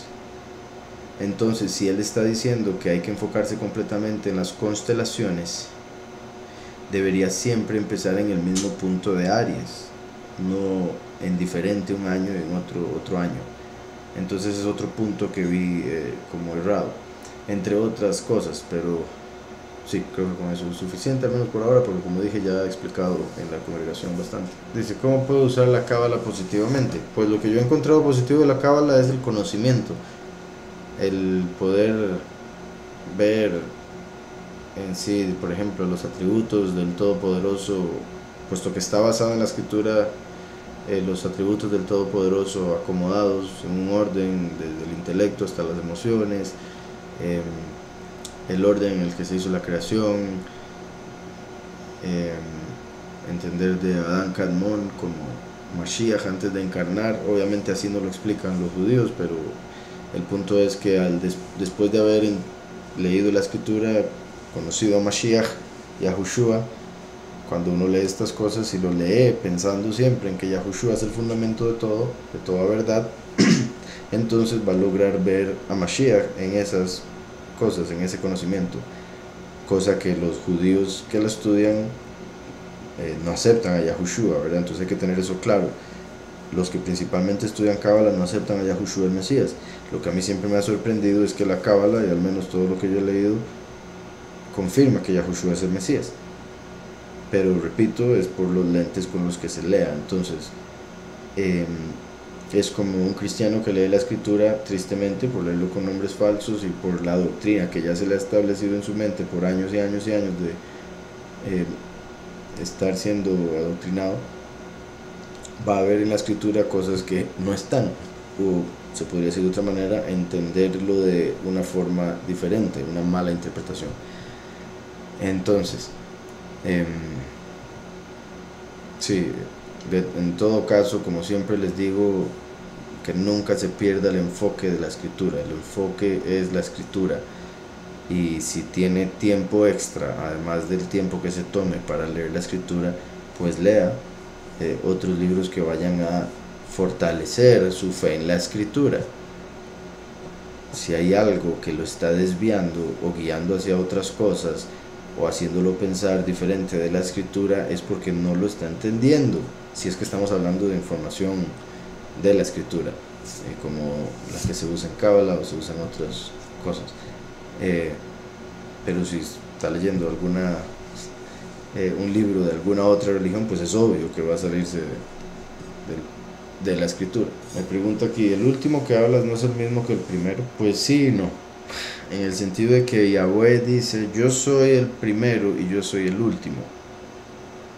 Yahweh es uno, por ende se puede decir que sí, el primero es el último. Sin embargo, al Yahweh decir yo soy el primero y yo soy el último, está diciendo que además de él ser uno, al manifestarse en este mundo, como este mundo tiene una dualidad, lo haría dos veces, como sacerdote y después como rey, primero y último, y ambos serían su manifestación en la tierra, pero diferentes formas, diferentes aspectos de su estima, de su honor. Por eso, como dije temprano, uno es el trono de misericordia, otro es el trono de justicia, primero y último. Entonces Yahweh es ambos, porque es Yahweh manifestándose de ambas maneras. Sin embargo, una vez que se manifestó el primero, ya se estableció él como el primero con un cuerpo y está a la derecha del Padre. Ahora Yahweh, a través del primero Yahushua, envía al último, que es en otro cuerpo, otro odre. Como dijo Yahushua, vino nuevo en odre nuevo, vino viejo en odre viejo.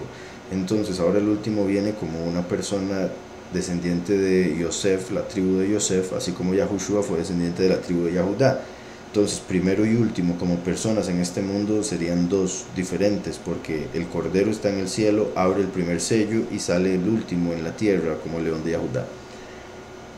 A pesar de venir de Yosef genéticamente, espiritualmente, al creer en Yahushua se vuelve uno con Yahudá, en el sentido de que Yahushua es la raíz de David y el último es la rama al conectarse con esa raíz que es Yahushua. Entonces, son, en lo que respecta a esta historia humana, dos personas, dos manifestaciones de Yahweh como dos personas diferentes en la historia humana.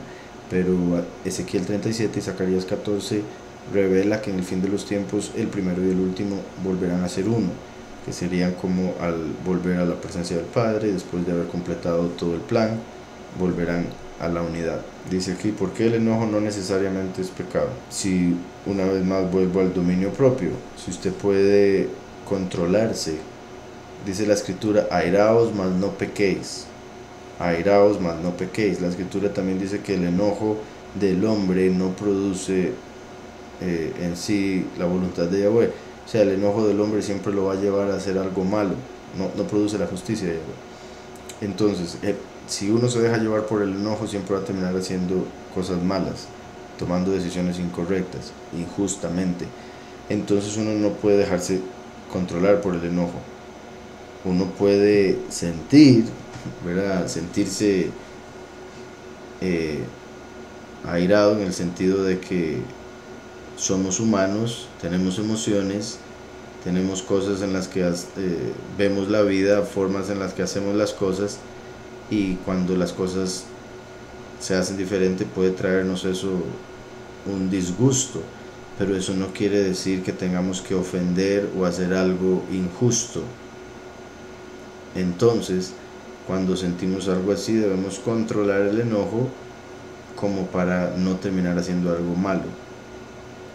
Entonces, el enojo en sí no es el pecado se hace cuando la persona se deja llevar por esa emoción, por ese enojo. ¿De qué forma entrará al mundo? Todos los ángeles lo hacen igual. ¿Cómo entran entonces los ángeles caídos? ¿De qué forma entrará al mundo? ¿Se refiere al último? Como una persona normal, como toda alma, ha entrado al mundo a través de la unión de un hombre y una mujer. En este caso sería como la esencia de ese malaj entrando, siendo concebido como ser humano. En el caso de los ángeles, bueno, es que hay varias formas en las que se podría decir que puede suceder. Una es la que acabo de mencionar, siendo echado del cielo y cayendo a la tierra, convirtiéndose en una persona a través de X relación, digamos, dependiendo de una pareja. Si una pareja es apartada, se busca a Yahweh, recibe un alma apartada. Si una familia es impía, va a recibir un alma negativa. O sea, y eso hablando en general, pero hay casos en los que una familia apartada puede recibir un niño no tan apartado para ser la familia aprobada o para traer rectificación de una u otra manera. Mira, lo vemos con Abraham, lo vemos con Isaac, que tuvo a Esaú, etc.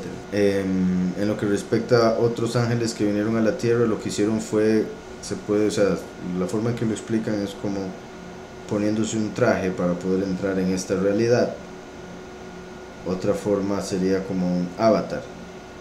Entonces bajaron a esta tierra, se quitaron el cuerpo angelical y se pusieron un cuerpo de carne para poder interactuar con los seres humanos. Dice Tito capítulo 3 verso 9, dice: pero evita las cuestiones necias, como genealogías, contiendas, discusiones acerca de la Torá, porque son vanas y sin provecho. En sí, bueno, voy a leer el verso anterior. Palabra fiel es esta, y en estas cosas quiero que insistas con firmeza, para que los que creen en Yahweh procuren ocuparse en buenas obras. Estas cosas son buenas y útiles a los hombres, hacer buenas obras y todo lo que mencionó anteriormente en el capítulo. Dice, pero evita las cuestiones necias, evite las necedades, como genealogías, como gente que se deja llevar por la carne, en el sentido de decir, es que soy descendiente de tal y tal y tal y tal y tal, o esos son descendientes de tal y por ende no son, o decir, bueno, en sí, todo lo que tenga que ver con descendencia, carne, genética, puesto que el reino no es carne y sangre. Por eso el templo, que era donde se llevaban las genealogías del pueblo de Israel, el templo fue destruido y toda esa información fue destruida con el templo. Era necesario solo para que Yahushua llegase y quedase registrado que venía de Yahudá. Entonces así había testimonio en contra del pueblo de que rechazaron al Mesías, Mashiach ben Yahudá, el Mesías que vendría a través de la tribu de Yahudá. En lo que respecta el último, se podría decir, está escrito que viene como ladrón en la noche, entonces por eso no llegaría a ser, este hombre vendría de Efraín, pero no sería eso conocido o registrado en algún lugar, puesto que hoy en día esas cosas no se registran, no se saben de esa manera, pero se pueden deducir de otras por información que hay en la historia. En todo caso, dice que viene como ladrón en la noche, entonces por eso es que viene como si fuera un gentil, no se sabe de dónde viene, igual que cuando Yosef fue llevado a Egipto como un esclavo. Y aunque aparece que lo llamaban hebreo, hebreo quiere decir el que viene de otro lado, entre otras cosas. Entonces, evita las cuestiones necias como genealogías, contiendas y discusiones acerca de la Torah. Ahora, como estar peleando por cosas de la Torah, no tiene sentido. Si alguien quiere creer X cosa, obviamente tiene el libre albedrío para hacerlo. Si uno considera que eso está errado, pues uno va por otro lado, así de simple. No es cuestión de estar tratando de pelear o convertir al otro a la fuerza si el otro simplemente quiere seguir en lo que sea. Entonces, y eso porque cuando Paulus llegó a Mashiach, siendo él antes un fariseo, conocía muchísimo la Torá y llegó a ver la Torá completamente con otros ojos después de haber sido cegado por Yahushua. Cuando se le devuelve la vista, llega a ver la Torá con otros ojos y entiende montones de cosas que todo el pueblo no había entendido y aún no entienden. Entonces, eso es parte de las cosas por las que se contiende o se pelean por cosas de la Torá, que la Torá quiere decir esto, que la Torá quiere decir lo otro, que con respecto a dietas, con respecto a comida, con respecto a cosas que tienen que ver con la letra, y la letra mata más el espíritu vivifica. Por eso dice, porque son vanas y sin provecho el estar peleando por esos temas. Podría explicar Hebreos 7, 11 y 12. Dice, si pues la perfección por el sacerdocio levítico, bajo el cual recibió el pueblo la Torá, si pues la perfección fuera, no sé si lo leí bien, si pues la perfección fuera por el sacerdocio levítico, bajo el cual recibió el pueblo la Torá, ¿qué necesidad habría aún de que se levantara otro sacerdote según el orden de Melquisedec y que no fuera llamado según el orden de Aarón? Pues cambiado el sacerdocio, necesario es que haya también cambio de ley. Entonces aquí Pablo está explicando algo muy profundo, que es parte de lo que decía ahora, que tristemente aún muchos no entienden. Muchos toman esto como para decir que la Torá fue desechada. No, es la misma ley, simplemente se entiende completamente diferente, por ende se puede decir que es otra ley, así de simple, pero siempre hay una ley. Ahora es la ley del favor, a través de Yahushua, a través de la cual vemos salvación en la Torá en vez de condenación, que es lo que nos mostraba antes a través de la letra.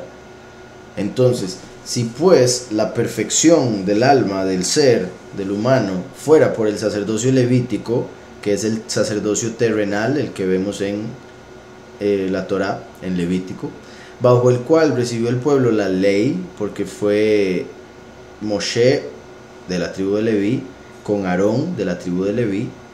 Aarón fue el primer sumo sacerdote, el sacerdote más importante del sacerdocio terrenal. Entonces dice, si la perfección fuera por el sacerdocio levítico, bajo el cual recibió el pueblo la Torá, ¿qué necesidad habría aún de que se levantara otro sacerdote? ¿Qué necesidad habría de que Yahushua viniese como sumo sacerdote? Si Yahushua vino como sumo sacerdote es porque el sacerdocio levítico no era suficiente, no podía perfeccionarnos, tenía que ser cambiado, mejorado por uno celestial, que era el de Melquisedec, representado por Melquisedec, que aparece en Génesis, que era sacerdote de Shalem, sacerdote de paz, aún antes de que Leví hubiese nacido. ¿Qué necesidad habría aún de que se levantara otro sacerdote según el orden de Melquisedec? Y que no fuera llamado según el orden de Aarón, porque Yahushua vino a través de Yahudá, no a través de Leví. Yahuhanán el inmersor, Juan el Bautista, vino a través de Leví. Por eso él representa el tiempo anterior. Él representa la carne y por eso tuvo que morir antes y por eso le cortaron la cabeza, porque eso es lo que representa la ley de la carne o la Torá según la letra. Dice, y que no fuera llamado según el orden de Aarón. Pues cambiado el sacerdocio, al cambiar Yahweh el sacerdocio levita por el de Melquisedec, necesario es que haya también cambio de ley. Hay que entender la Torá de diferente manera. Espero eso ya quedó claro. Dice, en la profecía de los 4 reinos que gobernarían sobre Israel, el cuerno pequeño es el Arabia Saudita. Una vez que los sunitas eliminen a los chiitas, serán un pueblo unificado que vaya contra Israel y demás países. El cuerno pequeño en realidad es una persona. La bestia va a ser un gobierno y Arabia Saudita puede estar incluido entre ellos.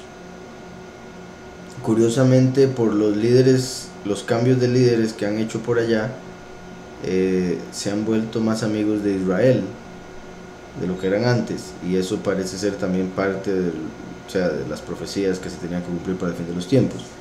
Pero en sí, la bestia es el gobierno mundial, es lo que se conoce como nuevo orden mundial. El cuerno pequeño va a ser el líder mundial. La bestia tiene 10 cuernos, son 10 líderes del mundo. O sea, se puede decir 10 países principales que gobiernan otros países pequeños. Entonces, la bestia va a estar en las manos o gobernada por 10 hombres del mundo.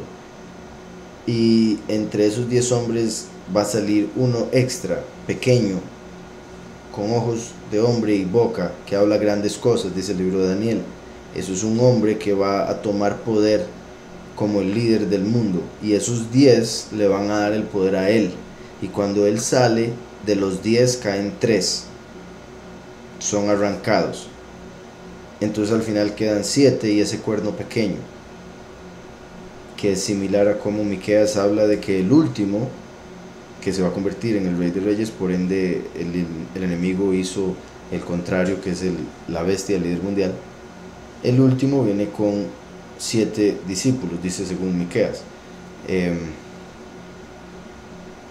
Y repito, eso es, bueno, como he dicho en otras ocasiones, o sea, va a ser el líder de los 144,000, pero se habla de que, por ese verso de Miqueas, posiblemente así como principalmente anduvo con 12 en la primera venida, esta vez sería 7, porque el 12 representa a Israel y el 7 a las naciones.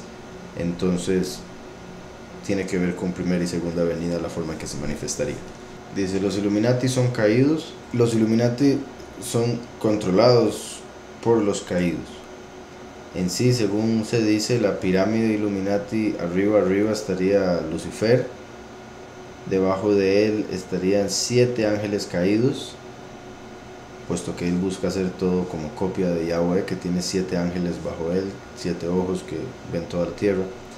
Entonces Lucifer, después 7 ángeles caídos, después 9 hombres desconocidos para la humanidad entera, que se dicen que son Nephilim, o sea, una mezcla de ángel y humano. Y después vienen 13 familias Illuminati, que son seres humanos que, ¿verdad?, los que se consideran sangre azul y todo eso. Nada raro se haya mezclado una que otra vez con esos seres, pero muchos de ellos en realidad son edomitas, ¿verdad?, descendientes de Edom. Aquellos que hay quienes dicen que los que hay ahí que sean descendientes de Israel serían de la tribu de Dan, y también hay otras otras personas, ¿verdad?, de otras nacionalidades o creencias, pero sí, en general las 13 familias del Illuminati están controladas por el enemigo y por ángeles caídos, pero ellos específicamente no serían ángeles caídos. De fijo están caídos en el sentido de lo que eso representa, o de que van a ser condenados, pero no son ángeles.